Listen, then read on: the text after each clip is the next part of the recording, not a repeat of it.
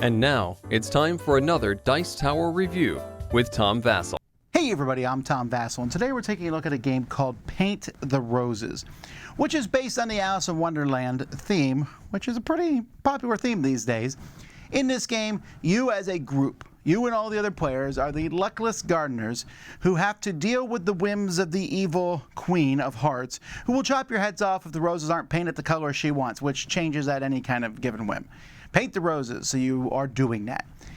Now, what does that mean in reality? This is a logic cooperative game where you as a group are trying to figure out the Queen's whims, which are in other players' hands, figuring out combinations by giving each other clues. So, here's how it plays. In this game, players are playing the gardeners who are going to be moving around the track, and you're going to be placing tiles on the board. You need to fill the entire board with tiles before the Queen catches you. She starts here at space 44, and she's going to be moving around. Every time the gardeners get to a spot where the rabbit is, the rabbit moves to the next spot. But then you add one of these tokens underneath the Queen, and instead of moving just one space every turn, she'll move 2 spaces, then 3, then 4, then 5. So you have to be careful about that. Each player is going to draw at the beginning of the game a whim card. And you can take from the easy, medium, or hard pile, although only one player table can have an easy. An easy will show 2 colors. So this is purple next to purple. The medium could be 2 colors or 2 shapes. In this case, it's heart next to heart. And in this case, it's purple next to spade. Heart could be color to color, shape to shape, or color to shape, which is why the piles are so big, because there are so many in each one, although there are duplicates of the different combos out there. Now, what's going to happen on each round of the game is whoever's turn it is going to pick one of the 4 tiles that's here. These tiles are randomly put. The tiles on the board are not randomly put. Each of them has a number on it, and that number corresponds to the number on the board. So this is like a starting setup, which has various colors and shapes. But these will be randomly pulled from a bag. So you're going to pick one of these tiles and take it, and then at the end of your turn, it will be replaced for the next person. But you're then going to place this tile on the board.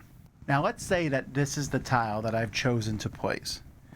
Now on my turn, I might place it here. I can place it anywhere on the board. And when I place it there, I'm going to place a token of my color that matches each time the tile that I place matches one of the tiles it's next to. So let's say, for example, I'm the purple player. I'm going to put 1 token on it. The player who here is heart. There are no hearts that are matching, and this player needs purple next to a spade, in which case there's a spade next to a purple, so that person might put 1 on there. So that's the information we know. Now this will make it obvious what mine is, because mine is an easy, it's only color to color, and that's the only color combination. If I had placed mine here, for example, I would have put 2 on it, because purple and purple. Then the player who needs purple to be next to a spade would have said spade and purple, so they would have put 1 there. And same thing here, spade and purple. They would have also put 2 on. But the person who has heart and heart still would have put nothing on it. After everyone has put out these tokens, then the players as a whole have to decide to guess somebody else's. The person who they're guessing can't give them any clues. They're going to guess a whim card. In this case, it'd be pretty easy. I would say, well, hey, we know it's purple. So we say, Tom, yours is purple. I turn it over. That's correct. And we as a group get to move our character 2 spaces. If we're wrong, we're not going to get to move, and the Queen gets to move double. The Queen then moves 1. The person who used the card is going to find a replacement card, and we keep going. If at any point the Queen catches up to you or passes you, then off with your head, and players lose. At the same time, if you can fill the entire board with these tiles without the Queen catching you, then players win. You can also play with another game essentially called Escape the Castle. And Escape the Castle is going to add these keys, and you need to get 5 keys to win the game. When you play Escape the Castle, you'll always use a deck of Queen of Hearts cards, and then you pick one of your companions. So let's say maybe you want to play with Alice. At the beginning of the game, you'll have one Alice card and one Queen of Cards in play. So this says the Queen moves her speed if a tile is played and no tokens are placed. So that's something bad. Here it says draw a hard whim card. You may keep it instead of your current card. So you have these different cards that will show up that can be played with each of the characters. There might also be other tokens and things that will show up on the board based on the character being chosen. So for example, the Mad Hatter here can move any spade or diamond shrub in the garden to an adjacent space.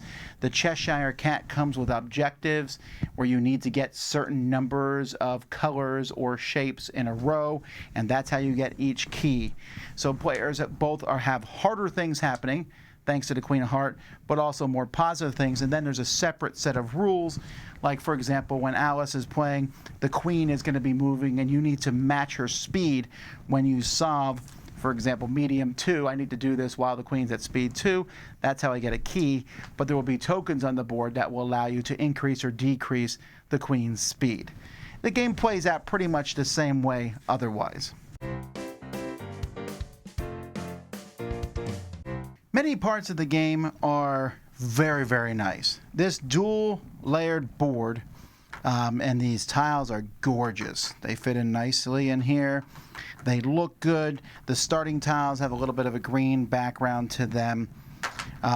They work well. I'm not as thrilled with the cubes themselves because we found as cubes are placed on the board and you put them here, sometimes the cubes are there and you're like, well, what is that tile? And you're constantly picking them up to see what the thing is underneath it. But that's really my only gripe about the gameplay itself. The cards are all really good quality. The Queen, this is kind of a okay thing. I mean, the Queen is standing on these things that very clearly look like little bathroom soaps out of a house that you always argue, are we allowed to use these or not? The miniatures are fine, but that's not part of the game itself. The game itself is all about moving pieces around, putting these tiles in, and to that end, it works. Now, there's one rule I held off on mentioning till now, and that is, after a player places the tile down, players must guess somebody else's card. You must guess it. So you can pick someone at the table, you must guess their card. So because of that, this is not ever going to be a perfectly logical game. You're not going to wait until you solve stuff. At some point, you have to guess. So if I'm putting out the tiles, I might narrow it down using those little check boxes and those little sheets of paper, narrowing it down. And that's a pretty critical thing because that kind of leans into, I don't like this game. Which is weird because I thought I would really enjoy it. I love deduction games. I usually enjoy cooperative games, and the combination seemed really fun. But there are several reasons I'm not a big fan of this. First of all is that forced guessing. Now, I don't often guess in deduction games as it is. I usually guess when there's nothing else. For example, in the classic game Guess Who, at some point, your opponent's going to guess your person, so you say, there's 5 people, I'll just guess one, maybe I'm right. In this game, you are forced to do that, and sometimes you have a 50% chance, which is great, and sometimes a lot less than that. And I just didn't find it to be interesting, especially since you are punished viciously for getting it wrong. Yes, you learned a piece of information, and you'll be able to maybe guess it on a future turn, but you also are going to have the Queen move double. My biggest problem with the game, though, isn't even that. My biggest problem is I don't understand or like the scoring mechanism at all. Essentially, the game is get stuff out, or get those keys. We'll come back to that in a moment. But get stuff out on the board. You're trying to fill the board with tiles. You're trying to do it, and there's a bit of a timer in the game. And in fact, there's literally, I was very surprised in the Escape the Castle. The last one here, Ben Goldman says, the faster you do it, the number of keys you get. And it's a credited thing here where he basically just said, play the game with a timer. I'm not kidding. That's literally, he got a whole credit in the game for saying, play it with a timer. I would like to get credit on many, many games now. But anyway, there's a built-in timer. but the built-in timer doesn't mathematically make sense to me.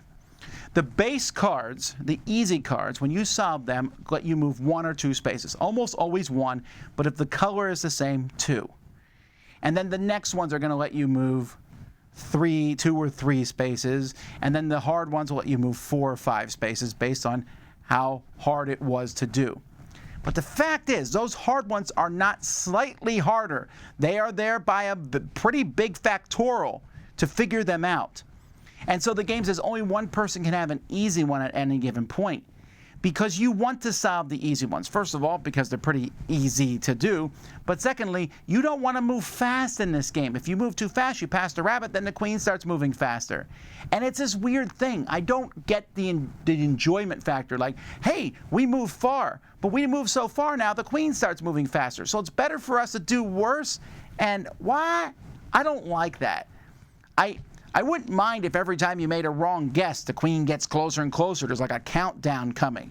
That would make more sense to me. But the fact that you're both moving, and every time you mess up, she moves double, which if you mess up several times in this game, she's going to catch you. It's kind of, but once you get her moving quickly, you can never mess up again. And so, I don't know. The logic part of the game also, it's okay to me. Obviously, I've had a few people email me about this because I already mentioned this on our show at the table with Tom and Eric. I talked about this game, and I was confused, and some people talked to me about it. And essentially, I get the fact that the tile you put down and where you place it gives people a clue as to what you have, as well as the tiles you don't place down. Well, that's fantastic. I get that is the way it's supposed to be. But that's a lot of information I got to keep in my brain, and so I'm writing notes down and things. I'm crossing stuff off, and they don't give you a lot of sheets.